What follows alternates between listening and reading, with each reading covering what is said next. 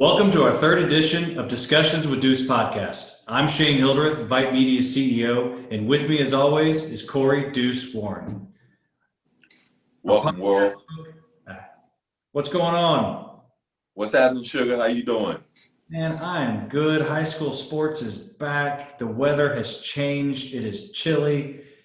Fall is here, and we are just glad to see student athletes back on the field. It's an exciting time right now. It is. It's an exciting time, especially here at Second Baptist.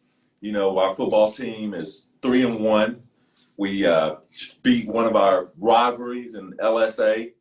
I say rivalries, but they really haven't beaten us in 5 years. But still, we get up for that game. They get up for the game as well. Our JV team is 4-0, so we're doing great in that regards. The COVID hasn't hit us, and everybody's still in school. My daughter, Morgan, just won Homecoming Queen last weekend, so I'm in the 9th grade. She's playing good volleyball, so everything is good.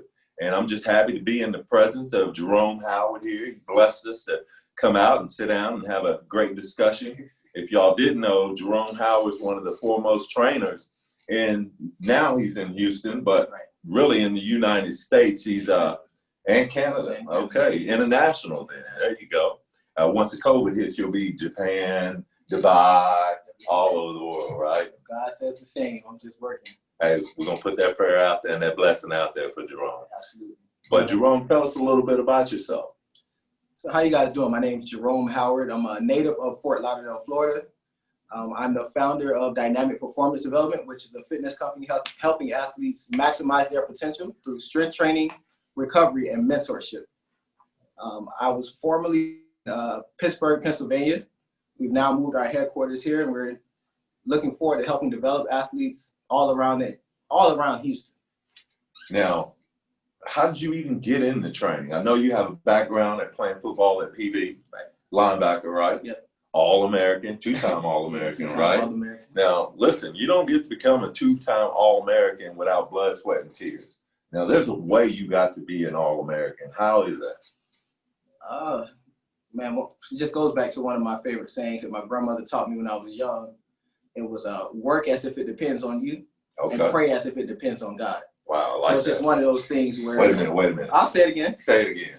Work as if it depends on you, and pray as if it depends on God.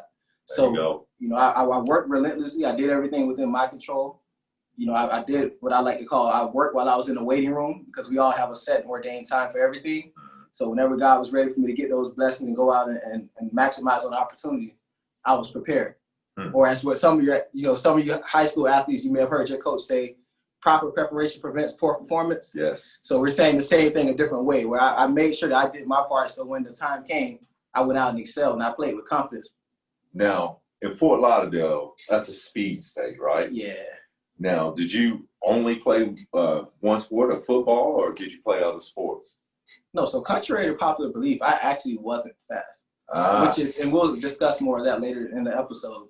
But to answer your question, in high school, I was a tri-sport athlete. Okay. So I played track and field, I did wrestling, and I did football. So, wrestling? Yeah, I did wrestling. So when it came to listen, I was not, as I mentioned, I was not good. People see my collegiate accolades, and they think that, you know, because this guy was an All-American, because he's the current record holder, he was SWAC Defensive Player of the Year, they don't understand that came through years of development.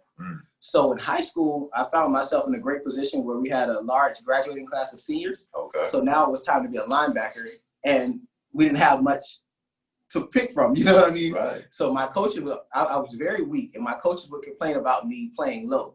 Okay. So I said, okay, what can I do? You know, I got creative. I said, okay, what can I do to get better at that area? Okay. Then a light bulb went off one day. I said, wait, I should wrestle, because in wrestling, if you're not low, you get out leveraged, you get pinned down, you lose the match. Right. So I went and I wrestled. Then that next year, my coach said, okay, you're a linebacker, you're doing a much better job at playing low. Now you're just too slow. So I'm back to the drawing board again. I said, okay, what can I do now? Once again, what seems obvious to us now as adults, it took me about 4 weeks to figure it out, but a light bulb went off and said, hey, what do fast people do? They run track. Yeah. So, and then of course, I've always played football. I was introduced to the game at the age of 6. Okay. And I've, played football all the way throughout to the, I even collegiate, which we spoke about.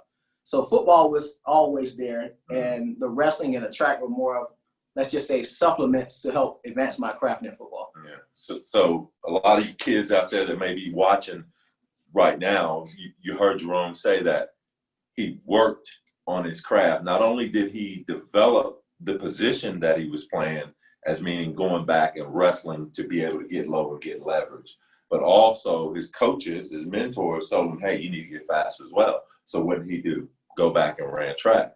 That's a lesson right there that a lot of kids need to develop, because we get into this thing now that we only play one sport. Yeah, I speak to quite a few parents about that, both in the U.S. and in Canada. I get that question quite a bit, even with some of the schools that I do some consulting with. And you find kids that are 5 and 6 years old, like, hey, I'm going to be the next Derek Jeter. I'm going to be the next, especially with baseball, that's pretty common, where they grow up and they're 4 or 5, like, you know what, I'm going to pitch, I'm going to be a pitcher, burn the ship, nothing else is happening, I'm all or nothing here. And that's not the way it should be, because with puberty and so many other things going on, this kid, the fastest kid on Pop Warner, may be the slowest kid in high school. True. Or that's if he plays collegiate sports also. So just so many other variables that go into it, that I try to get a lot of parents to focus on development as opposed to specialization. Yeah.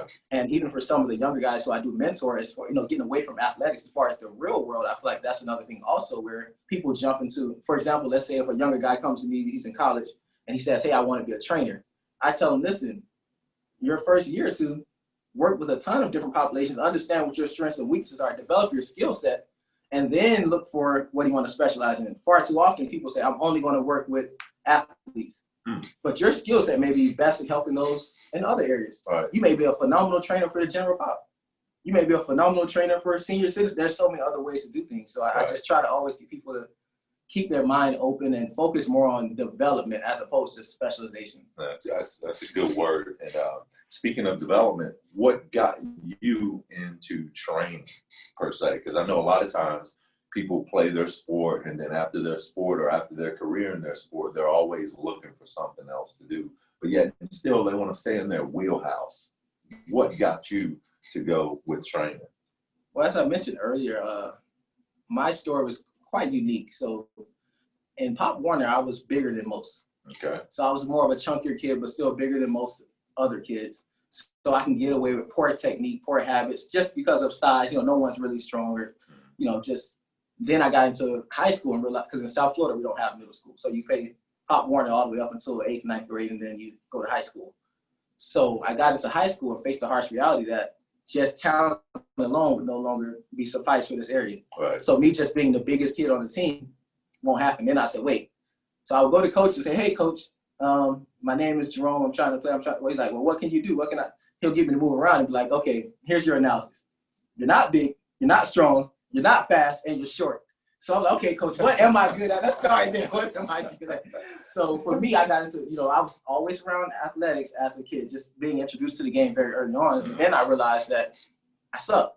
So from there was an endless pursuit of just wanting to be the best that I can be. I was the first in my family to go to college, so there wasn't much of a, very early on, there wasn't much of the college conversation of, hey, it wasn't like most of these kids now are in 6th grade and are aware of different college opportunities. It wasn't that. It was just me, that burning desire in myself to be the best that I can be. And as I pursued that, then around like 10th grade, I said, oh, wait, you can actually, I never knew how a college scholarship worked. I never knew how to get in contact with coaches, what their process looked like at all. I just wanted to be the best that I can be. So that's kind of how I got into the training realm, as far as just my own personal pursuit of trying to get better. And then as I continued to, I found things that worked for me. And as with all things, when I come to school and I'm looking a little puffed up, they're like, hey, Jerome, a lot of my nickname is 40. We'll talk about that a little later. But they're like, hey, 40, what have you been doing? Or you went from the slow kid in the pack. Now you're in the middle, or you're getting too close to the front. They're like, hey, what? They're like, yeah, I've been. So now others start joining. So even before I knew training was a profession, I've always been a team player. So it's like, if you're on my team and we're trying to win a championship, and I know this has worked for me, you need to come out and do this. Right. So if I know I need to lose 20 pounds, and I ran sprints and I lost those 20 pounds, and coach is telling you the same thing that he told me, let's go out and do it. So, I like to tell people that I was a trainer before I knew training was a profession. That's beautiful. Just for my own personal desire and just ambition to be the best that I can be. That's leadership qualities too. No doubt about it. And most All-Americans become leaders too. You were probably a team captain. Yeah, from the third day I arrived on campus. See that? I was a team captain too, two-time team captain, so I understand how leadership plays a big role in that, you know. Well, my mom didn't have, my mom was, growing up, my mom was a great parent because she didn't have a lot of rules, but the rules that she did have, she was firm and there wasn't much budging there. And one of her rules was to be a leader.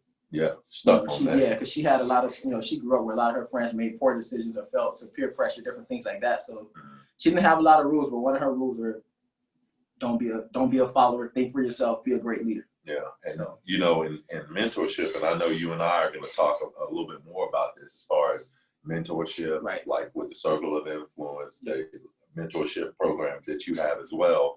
We're going to talk about mentoring, but also critical thinking. Critical thinking. Because a lot of people right now in this day and time don't focus on critical thinking, and critical thinking can keep you out of a lot of situations that you may get yourself in. And my mom used to always tell me, it's easy to get in trouble, but it's hard to get out. No doubt about it. So, hey, that one goes from Florida to Texas. That's worldwide. That's worldwide right there. I love it. Jerome, really appreciate you being on our podcast. Deuce and I really, we focus on current topics around sports, but specifically around high school sports. And we really want this podcast to be educational for our student athletes that follow VYPE, as well as their parents. And, one of the messages we push are, the camaraderie and the bonds that you build as high school student athletes that last you a lifetime. And you had a good buddy, Ryan Shazier, who played football with you in high school. You went to Prairie View A&M, he went to Ohio State, and he made it to the NFL, played football for the Pittsburgh Steelers. And on Monday Night Football, December 4th, 2017, he had a devastating spinal injury that left him paralyzed and ended his career. And, as you grow up, you stay friends with your high school buddies that you played with, but you took it a step further. You moved to Pittsburgh to be with him and help him. What compelled you to move to Pittsburgh and to help your friend? Well, for me, as you mentioned, the bond, the camaraderie, just the love, the brotherhood that we're granted being student athletes, that means more than a lot of athletes know, especially in high school. Sometimes you take it for granted because you see these guys every day. But, when Ryan actually reached out before the injury, and he was going through some other things, but when he reached out, it was one of those opportunities where I just couldn't turn it down just because of the brotherhood and just the blessing and the opportunity to go out and help someone, help a brother, help somebody that you love. I mean, guys that you sweated, you sacrificed so much. I'm talking the blood, the sweat, the tears, the two-a-days, all those things. So when your brother reaches out and he needs you, it's taking, it's the quotes and the mantras that you say with your team and with your coaches is more than the breakdown, like hard work on three. It's actually living those things. So when Ryan reached out and needed me there, it was a no-brainer. Without a doubt, I was there.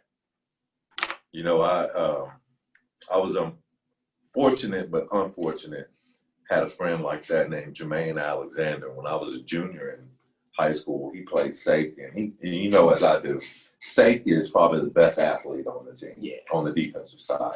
He played safety, and he was a sophomore, and he made a tackle on a kid, and he hit the kid with the crown of his head and snapped his vertebrae back. Now, in Jermaine's case, he didn't make it. He passed away. And yeah, I was the first one there to get to him, and I remember it vividly to this day where I turned him over, and I was, how you, come on, man, get up. And he just had this grimace on his face, and he never recovered. And, from that day on, it taught me a valuable lesson that you could die playing football. And I coach with that same passion and same knowing that a kid that I instruct to go make a tackle or to play harder or to play faster or to be more aggressive can actually end his life playing football. Now, unfortunately for Jermaine and his family, rest his soul, your friend was able to come out of it. Right. And with your help. So, man, how was that process for you and Ron working through that? Well, Ryan's come from a faith background also, his dad being a pastor. So I wouldn't say that it was easy by any means. I won't say that it was easy, but we both, there were days where, he would cry on my shoulder. I would be there for him. We would have to sit down and pray together. But it was, over time we came up with this mantra. Obviously, Ryan's an NFL athlete, and we just said, you know what? You got to take this thing first down at a time. Mm-hmm. So, we, instead of looking at what you used to be, guy ran a 4.340 coming out of college at 237 pounds. So don't get caught up in trying to replicate that. We need to be the best that you can be today. So the example, Le'Veon Bell was playing for the Steelers at the time. I said, listen, Le'Veon's not a home run hitter, but he's going to get 3 or 4 yards consistently. And eventually those first downs add up to touchdowns. So that was, our mantra moving forward. We said, listen, give me the best that you can today. And those days are going to add up and they're going to compound up. And eventually we're going to get the touchdown. But if you look too far ahead of the touchdown, one, you're going to miss the journey and all the great things that happen here. But two, you may never get there because you're so far focused that you're not celebrating the small win. Yeah, so I said, I just want you to, let's get 2 and 3 yards at a time. 2 and 3 yards at a time. We'll look up, the referee saying first down, and then we'll get back and we'll get together and say, okay, I'm thinking screen here. What do you think? Screen, let's do it. And we'll get 3 more yards and we'll eventually get another touchdown. So our mindset, again, similar to my upbringing, as I mentioned earlier, I said, listen, Ryan, I want you to work as if it depends on you. We had conversations earlier. We were unsure about his playing status moving forward. That's just the reality of the nature of his injury. But I said, what I want you to do is work as if it depends on you. And every day we're going to pray as if it depends on God. And however this thing works out at the end, that's how it's supposed to go down. But it won't be because of your effort. Now, I know just from being, encompassed in the story, I would always look back at it because, like I said about my friend Ty, but I also had a friend named Darren Jeffries that also had a paralyzing injury. He got shot in the arm and it went through his neck and paralyzed him. But he's been paralyzed for 25 years as a quadriplegic. And most quadriplegics only live 12 years. Wow. And so it's some days and some nights that I would call him and we just talk. And man, his mind is so brilliant that he controls 3 or 4 businesses that he owns himself and he runs them. And I asked him, I said, DJ, how do you manage this? And he says, my dad always told me, find something that you can do with your brain and not your hands. And he's galvanized that. But in the story of Ron Shazier, I knew he had some goals. And one of his goals was to dance at his wedding. He made that goal, right? Did y'all have some other goals that y'all put together for him? Yeah, again, even before the wedding, right? Because that may have happened a year and a half after the injury. Okay. When Ryan originally got paralyzed, the doctor said he would have a less than 20% chance of ever walking again. Many of the doctors and experts said that he would be just a vegetable, meaning he would just sit in the couch and just pretty much die out. But, we said, listen, you can't move much right now, wiggle your toe. And when he wiggled his toe, he ran around like he won the Super Bowl, like, let's go. I said, now we need you to wiggle 2 toes. Now don't just wiggle your toes, wiggle your foot. Okay, now lift your leg. Now, so as I mentioned previously, it was about setting those small goals and getting those few yards at a time, those first downs, which eventually equate to touchdowns. Yeah. So, now, and him and I still speak 3 or 4 times a week now. We still do some training and different things online, make some programs for him. And I'm also there just mentally making sure his mind is in the right place and helping him go through this transition that, I went through myself being a former athlete now into the real world.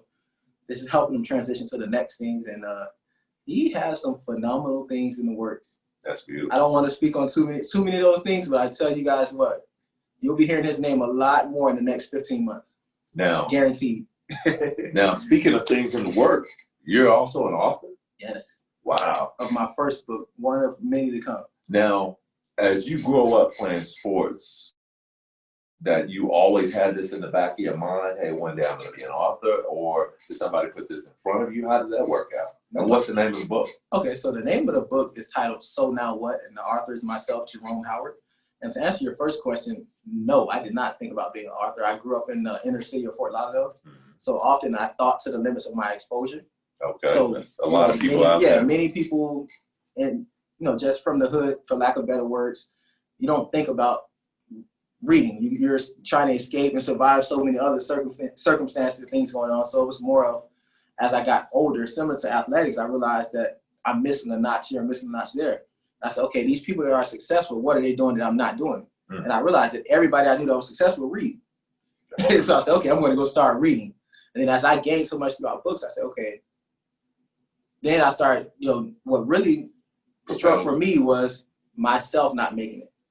When I say making it, I mean playing professional sports, because people would see my resume in college being a 4-year starter, 3-time All-Conference, 2-time All-American, SWAC Defensive Player of the Year. People see these things. All of my teammates were like, okay, if anybody makes it, 40 will make it. 40, he'll make it. Because playing at Division I AA, we know that we have to dominate because we're often the underdogs compared to the schools like yours, the Oklahomas, the Power Fives, the University of Florida. There's all these schools. Yeah. So when people seen that I dominated resume-wise with all the accolades and it didn't happen, a lot of my teammates actually started going through mental health things and depression. Started getting depressed. They're like, dude, I'm a junior. I'm just starting. Look at what you accomplished. You didn't make it. And I had to remind them that my journey isn't yours. Right. Trust your journey, trust your process. But most importantly, I realized that myself being the first in my family to graduate, that the standard, I mean, we're going to be honest, the standard was so low that even me going to college, it was like, that was as if I won the Heisman.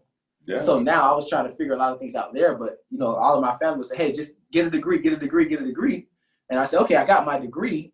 So now what? Now what? No one ever had told me what to do after I got my degree. Right. So, a lot of parents, they say, hey, go to college, get your degree. Like, then what do I do? Right. Get a job. I mean, then what do I do? There's nothing else after you get your degree. And then that's so powerful. Right. That's so powerful. That right there. And I want to, not to cut you off, but man, it's so powerful that we put that in the minds of kids out there that may be watching the podcast. Not only do you get your degree, but have a plan of action in mind to do something after your degree. Yes. Find something that you love to do with your mind versus your hands. See how that? I love that. Came in with that.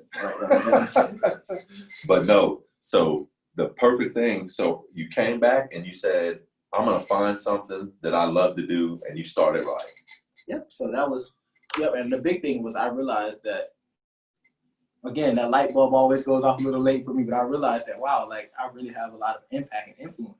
And like, if my life, that one, I wouldn't say decision, but that one outcome of my life can affect this many people that way.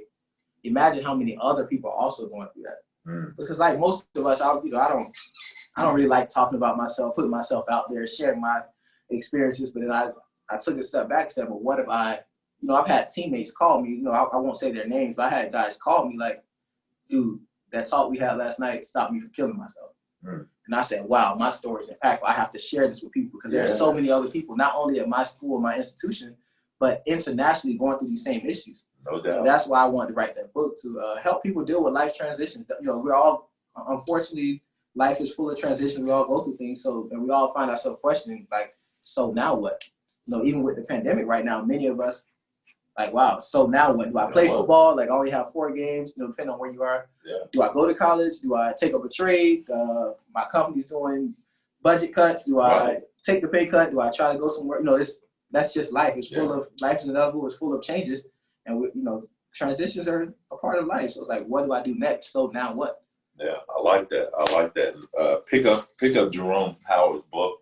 So now what? So now what? It's available on Amazon.com along with, you can head over to my website, www.dynamicpd.com, TRAIN, dynamic, DYNAMIC, the letter P as in Paul, D as in Dolphin.com.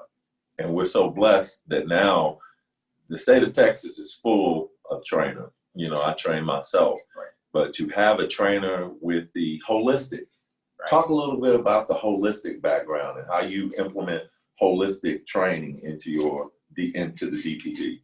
Well, yes. So a big part of fitness in general, as you know, being a trainer yourself, the market is filled with different fad diets and one size fit all mantras that just don't work. Right. Your neighbor may lose 30 pounds on the ketogenic diet. You may gain 30. Like, wait, how did that happen? So a big part of what I do is just to take a step back and truly individualize things for that client. Okay. So in regards to the holistic side, nothing I give a client or prescribe to a client or tell a client to do, everything I ask them to do is holistic. Take care of that body, take care of that mind. And even from the supplementation realm, anything that I prescribe to my clients, Mm-hmm. it's all either a herb or something that's been tested for years. It's not, oftentimes what they find with doctors and trainers, I may give you pill A to help with pill B, but we find ourselves just chasing symptoms and we're never getting to the root cause of things. Mm. So clients come in and say, hey, I tore my labrum 3 years ago, I'm still having issues there. We're going to get to the root cause of what's bothering that labrum, whether it's something posturally, whether it's previous surgery, whether it's poor rehabilitation, prehab, etc. We're going to get to the root cause of that. And I'm not going to say, hey, put this sleeve on and wear this sleeve for the next 3 years, and then you get the cause and you still are dealing with the same nagging injury from when you're 8 years old. Mm. So, Jerome, I have a torn labrum. Can you tell me through Zoom what I need to do? yeah, we would have to save that for a separate conversation, but I'm all about taking a look at it. I'm kidding. Okay. Dude. Now, He's like, I do. now I know one thing that when I was looking at your profile, I noticed that you were a part of or did some work with NASCAR through Right. BPD. Right. How did that come about? So NASCAR, they're always searching, always finding innovative ways to get better. Right. So with NASCAR, many people don't understand that NASCAR, a lot of their money comes from sponsorship. Exactly. So for example, let's just say FedEx says, hey, we're going to pay X amount of dollars for, let's just say $1 million to be sponsored on this card. Nobody remembers second place. No. You want to win. So if Dale Earnhardt goes through and wins first place, everybody remembers the huge FedEx sign that was there, and that helps from the business side. It's, Sure. makes it a positive ROI as far as their investment for FedEx. Mm-hmm. So NASCAR, they said, hey, we're having some issues where we travel a lot, but our guys are breaking down, especially in the middle of the season. Mm. So they've seen the stuff I did with Ryan, because prior to Ryan and I working together, he missed 43% of his first 2 years due to injury alone. Wow. So despite being having first round talent, keep himself healthy. Mm. And they said, wow, we're facing similar things here because we recruit, we got different things in place, but our guys just can't sustain the season. Mm. So once again, we took a step back there, and I said, okay, I reevaluated and completely revamped their nutrition. They didn't have any set warm up or anything like that in place, so I actually gave them a customized warm up for the demands of their sport, which is the NASCAR stuff, and then I separated the workout, which is for the actual drivers versus the pit crew versus everyone had their own type of workout depending on what the demand of their job consisted of. I like how you came through and not only just worked with the drivers, but the pit crew as well. You came and got the So most of whole what I've bag. done was with the pit crew, and it's getting them. You'll be surprised how even something as simple as you're a trainer with even that, but picking up a box. Yeah. You'll be surprised how 90% of people can't properly pick up a box. Or throw their back out. And then you throw your back out, and those things happen. But if you're at, let's just say the Daytona 500, which is one of the races I work with the NASCAR guys, that's their Super Bowl. Yeah. So you don't tell Tom Brady that your shoulder's hurt and you don't play in the Super Bowl. That's unheard of. And it's similar for them. So even with the knacks and the pains, they're like, we made it this far, we have to dominate. So again, with NASCAR, everything is chasing time in seconds because of these pit crew members. They take too long with the exchange. Now you're slowing down the driver. Now you're affecting everything from the financial side of things because no one remembers second place. No one remembers second place. Right? Only second place they remember is Deuce. I love it. I love it. So that's how the NASCAR thing got involved. They were looking for an edge. They wanted someone to come out and just help them cut down on the time. And I was able to even, I went over some film stuff with them and just looking at some of their movement. I was like, no, that's adding another 4 seconds here. Or did you guys think about doing this? Or this guy's running from the back. Why not have him go? So it was a phenomenal opportunity on both parties. Do you still work with NASCAR? Yeah, I still do some things now. They reached out earlier this year, but with the pandemic, things are up and down, and so that's beautiful because from a trainer's aspect, I watched NASCAR a little bit, and I got more into it based on the fact when I've always kind of watched NASCAR, but from afar. But everything that happened with Bubba Wallace kind of brought me a little bit more closer to NASCAR, meaning that I started paying a little bit more attention to him. Right. And then I started watching Lewis Hamilton as far as racing as well. Yeah. So I understand definitely what you're talking about when you're talking about picking up the tire and how they got on and off and get the guys out of the pit road quick, pit stop quick. So that's beautiful. But I like how you got the whole bag. You didn't just stop and get the bag from the driver. You got the bag from the pit crew, and then you went and watched film with them. Because men, if y'all don't know out there, men are visual creatures. And if we can take someone and put them in front of film, like we do in football and basketball, and break down, hey, this movement right here, this movement right here save you that. In turn, the money. We make the money and we don't come in second, we come in first. Right. That's beautiful. I love that. I love that. Thank you. And so I was looking at, I heard you say something earlier about scripture and how sometimes you have to live out scripture. Right. Inky Johnson says something similar to that as well. He's phenomenal. Inky is a great speaker because he speaks from the heart. It feels like he speaks from the heart. You can't fake passion at all. You can't fake passion at all. And he said something similar. It's one thing to quote cute scriptures, but then when you have to be in a situation and circumstances where you have to live it out. And I believe that's what you and Ryan went through, man. And I appreciate that for just coming here and sharing your story with us. And there's some kids out there that's going to pick up on the story and pick up on how to not give up, because the mentality that you have to say, from wiggling your toe, then the second toe. Then doing pull-ups, then 40-inch box jumps, and running, and doing lunges, and swimming. And we've done something with Rainbow Six about 6 weeks ago. It's on YouTube. If you type in Ryan Shazier, no days off, it's like a whole day in the life thing where you see them swimming and going through workouts. And that's one thing I want to also talk about, if you don't mind. Yeah. For all of my athletes, that with myself, Deuce, Ray Lewis, Tom Brady, whoever trainer, whoever coach, whoever motivator you want, Eric Thomas, we can motivate you, but you still have to be willing to do the work. Because I don't want, you guys just seeing my resume, seeing some of the great things I'm doing, some of you guys, I don't want to create the false facade that my motivation is just going to get, no. Ryan has a phenomenal, because I can get up and give him all the motivation and read the scriptures, but if he doesn't, he had to do the work also. Right. So I want to make sure that he's getting enough credit for just the mindset, the fortitude, and just the ambitions, and just the desire for him to wake up and I'm not giving up. I'm not giving up. I know what things are looking like right now, but I'm not giving up. I'm going to work hard and give it all I got. And I challenge all you guys listening, and parents also, I challenge everyone to attack their day with that type of tenacity and intentionality, just that mindset and perseverance. Jerome, you don't just focus on collegiate and professional athletes. I see that you run a youth camp in your hometown called The Takeover. How is your camp different? How do you use that holistic approach with these trainers, with these kids to build their fitness program? Well, we're different in numerous ways. The first way is myself being the founder. I'm actually out there in the field, or in the trenches, as I like to call it. Often what you'll find is different celebrities, pro guys, influencers. They host these events, but they're nowhere to be found, and they come up with a generic statement at the end like, hey, thank you guys for coming out, keep your grades up, and etc. So it's not that at all. I'm actually in the trenches running around. I think I sweat just as much, if not more, than the kids. So that's the first way that we're different. And secondly, the biggest thing here is I make sure the athletes understand the reality of statistics. So the quote that I like to say is, I give the athletes what they want. So myself and numerous pro athletes, current collegiate athletes, we all come out. So essentially, athletes want sports performance. They want to figure out, how can I reduce injuries? How can I get bigger, stronger, faster? How can this certain guy how can Sojourn Shelton teach me how to backpedal, right? But then I give them what they need. So it's a camp and a seminar. So there's a camp portion where we're in a weight room and we do an array of drills on the field.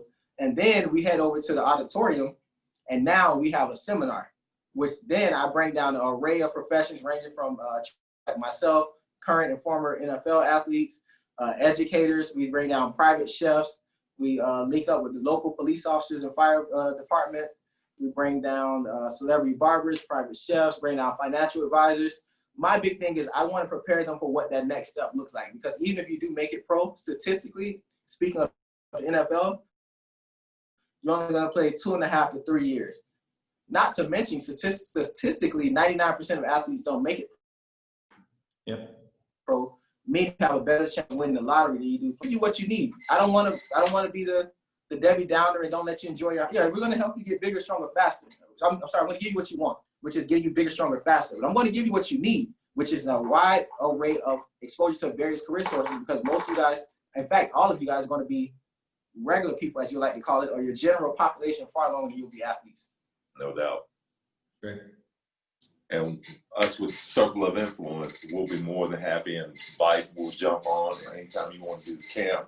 just let us know anything we can do, maybe help you with getting police officers, things of that nature, or any kind of sponsorship as well. We got a plethora of resources that we can dig into our bag and help you out with, being that you're only, 6 weeks? Yeah, I've only been in Houston 6 weeks. Yeah, so reach out to your VYPE and your Circle of Influence family. It will definitely help you out with that. There's strength in numbers. I really appreciate it.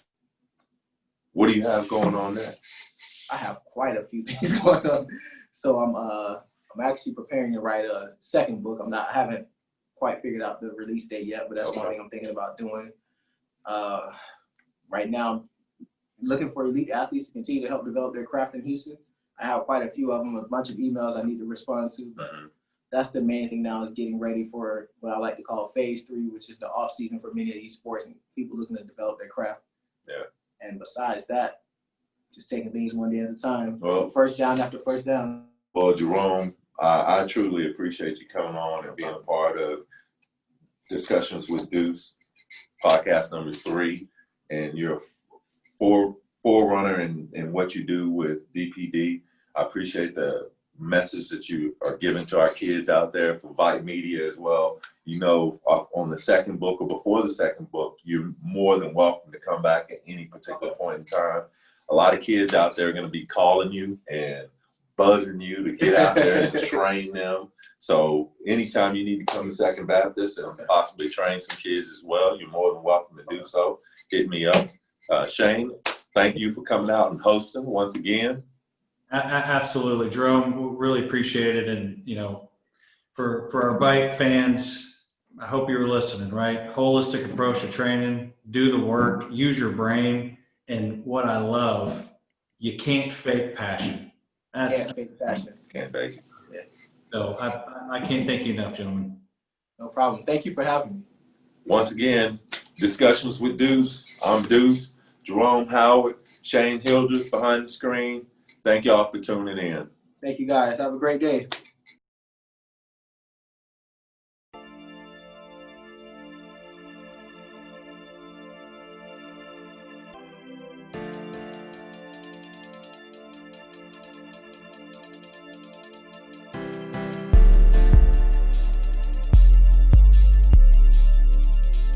My experience with Jerome was a great experience. You know, did a lot of stuff for the body. Really got my limbs and mobility going good. I also taught myself a lot of stuff about nutrition and moving forward in that level. You know, just all around, you know, the experience with him and the teaching ability, and also just the hand-on-hand work that he does is great. Performance development, man, it's big time to me. Jerome Howard, man, that guy is one of the most consistent, hard-working guys that I've been around. He knows what he's talking about, which is very important to me.